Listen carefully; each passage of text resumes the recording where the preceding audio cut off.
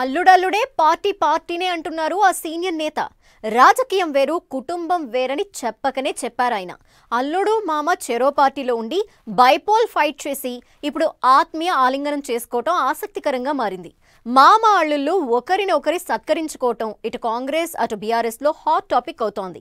ప్రత్యర్థి పార్టీ నుంచి ఎమ్మెల్యేగా గెలిచిన అల్లుడిని సత్కరించిన సదరు మామ సొంత పార్టీ నుంచి పోటీ చేసి ఓడిపోయిన మహిళా అభ్యర్థిని మాత్రం కనీసం ఓదార్చకపోవటం చర్చనీయాంశమవుతోంది. ఇంతకీ ఎవరా మామ అల్లుళ్ళు ఏంటా కదా?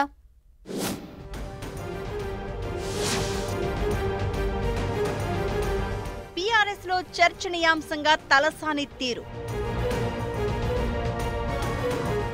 కాంగ్రెస్ నుంచి గెలిచిన అల్లుడు నవీన్ కు తలసాని సన్మానం. బీఆర్ఎస్ నుంచి ఓడిన సునీతకు ఓదార్పు ఏది? అల్లుడు కాంగ్రెస్ లో, మామ బీఆర్ఎస్. ఎన్నికలకు ముందే ఈ చర్చ జరిగింది. తలసాని శ్రీనివాస్ సపోర్ట్ నవీన్ యాదవ్ కా లేక బీఆర్ఎస్ క్యాండిడేట్ గా అన్న టాక్ నడిచింది. అయితే నవీన్ తనకు అల్లుడైనా బంధుత్వం వేరు రాజకీయం వేరంటూ అప్పట్లోనే క్లారిటీ ఇచ్చే ప్రయత్నం చేశారు తలసాని. అయితే హోరాహోరీగా సాగిన బై ఎలక్షన్ లో కాంగ్రెస్ నుంచి ఎమ్మెల్యేగా గెలిచిన నవీన్ యాదవ్ తలసానిని కలవడం ఆసక్తికరంగా మారింది. మామ అల్లుడు ఇద్దరూ ఒకరిని ఒకరు సత్కరించుకోవడం, ఆత్మీయ ఆలింగనం చేసుకోవడంతో తమ్ముడు తమ్ముడే పేకాటే అన్న సామెతను గుర్తు చేస్తున్నారు నెటిజన్లు. జూబ్లీహిల్స్ ఉప ఎన్నిక ప్రచారం సందర్భంగా తలసాని వ్యవహరించిన తీరు డిఫరెంట్ గానే ఉన్నా అప్పుడు పెద్దగా చర్చకు రాలేదు. కానీ ఇప్పుడు అధికార కాంగ్రెస్ పార్టీ నుంచి గెలిచిన నవీన్ యాదవ్ ప్రత్యర్థి పార్టీ ఎమ్మెల్యే అయిన తలసాని శ్రీనివాస్ యాదవ్ ను కలవడంతో ఇటు కాంగ్రెస్ అటు బీఆర్ఎస్ లో ఆసక్తికరమైన చర్చకు దారితీస్తోంది.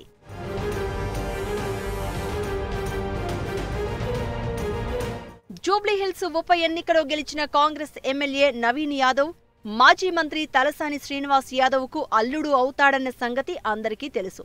తలసాని శ్రీనివాస్ యాదవ్ అన్న కూతురును నవీన్ యాదవ్ పెళ్లి చేసుకున్నాడు. కాబట్టి నవీన్ యాదవ్ తలసాని చాలా దగ్గరి బంధువులు.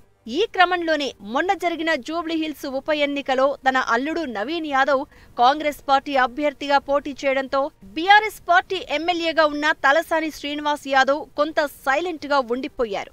కేటీఆర్, హరీష్ రావు మొదలు మాజీ మంత్రులంతా జూబ్లీహిల్స్ లో మకాం వేసి బీఆర్ఎస్ తరపున ప్రచారం చేసిన తలసాని మాత్రం అంటీ ముట్టనట్లు ఉండిపోయారు అన్న టాక్ ఉంది. 1-2 సందర్భాల్లో కేటీఆర్ రోడ్ షోలో మాత్రం పాల్గొన్నారాయన. కానీ ఒక్కసారి కూడా బీఆర్ఎస్ ప్రచారంలో మాట్లాడలేదు. తాను మాట్లాడితే కాంగ్రెస్ ను విమర్శించే క్రమంలో తన అల్లుడు నవీన్ యాదవ్ పేరు తీయాల్సి వస్తుందని తలసాని భావించారట.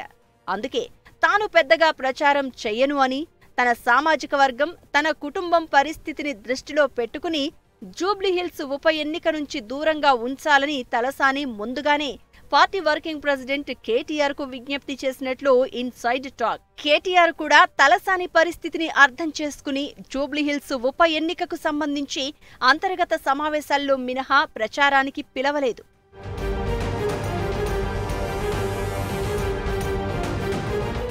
ఇంతవరకు బాగానే ఉన్న జూబ్లీహిల్స్ కాంగ్రెస్ ఎమ్మెల్యేగా గెలుపొందిన నవీన్ యాదవ్ తన మామ తలసాని శ్రీనివాస్ యాదవ్ ను కలవడం ఆసక్తికరంగా మారింది.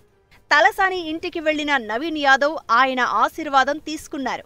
ఈ సందర్భంగా మామ తలసానిని నవీన్ యాదవ్ శాలువా కప్పి సత్కరించారు. ఇక తలసాని శ్రీనివాస్ యాదవ్ కూడా అల్లుడు నవీన్ యాదవ్ ను ఘనంగా సత్కరించి శుభాకాంక్షలు తెలిపారు. అల్లుడు అది మొట్టమొదటిసారి ఎమ్మెల్యేగా గెలిచి ఇంటికి వస్తే ఇక ఆ మర్యాదలు, సంతోషాల గురించి ప్రత్యేకంగా చెప్పనక్కర్లేదంటున్నాయి పార్టీ వర్గాలు.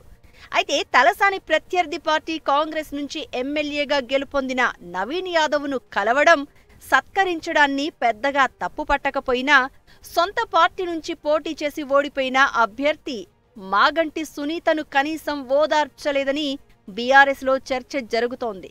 ఓటమి తర్వాత మాగంటి సునీత నివాసానికి వెళ్లిన బీఆర్ఎస్ వర్కింగ్ ప్రెసిడెంట్ కేటీఆర్ ఆమెతో పాటు కుటుంబానికి ధైర్యం చెప్పారు.